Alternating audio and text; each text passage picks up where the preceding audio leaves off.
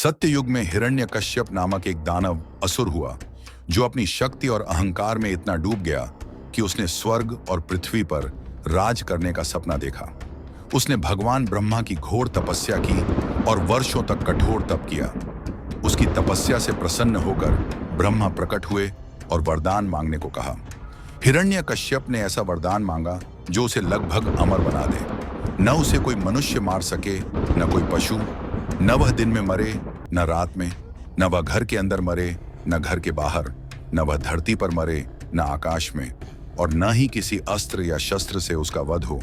ब्रह्मा ने यह वरदान दिया और हिरण्यकश्यप अजेय बन गया। उसने अपनी ताकत से देवताओं को स्वर्ग से निकाल दिया और पूरे ब्रह्मांड में आतंक मचाने लगा। उसने स्वयं को भगवान घोषित कर दिया और अपने राज्य में विष्णु की पूजा पर प्रतिबंध लगा दिया। हिरण्यकश्यप का पुत्र प्रहलाद, जो अभी बालक था, भगवान विष्णु का परम भक्त था।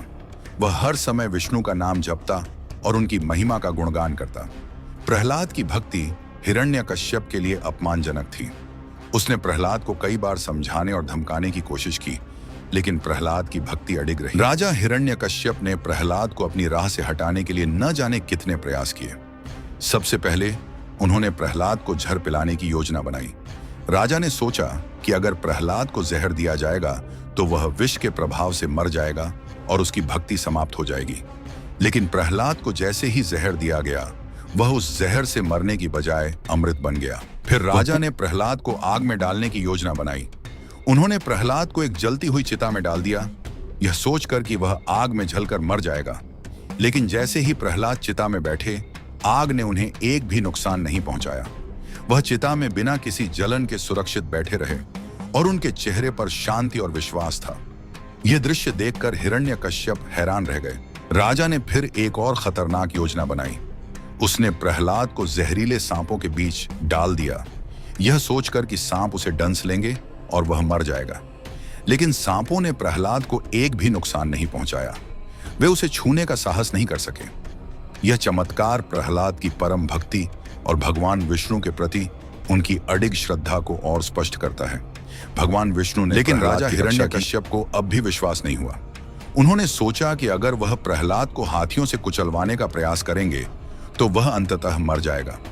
उन्होंने प्रहलाद को हाथियों के सामने खड़ा किया, यह सोचकर कि हाथी प्रहलाद को कुचल डालेंगे। लेकिन जब हाथी प्रहलाद के पास पहुंचे तो उन्होंने अपनी शक्ति से उलट कार्य किया। हाथी झुककर प्रहलाद के सामने नतमस्तक हो गए और अपनी श्रद्धा व्यक्त की। यह दृश्य भी भगवान विष्णु की कृपा का प्रमाण था। प्रहलाद की भक्ति ने हर बाधा को पार कर लिया और भगवान ने हमेशा उसकी रक्षा की। एक दिन हिरण्यकश्यप ने अपने भव्य महल में प्रहलाद को बुलाया और क्रोध में पूछा, तेरा विष्णु अब कहाँ है? क्या वह इस खंभे में भी है?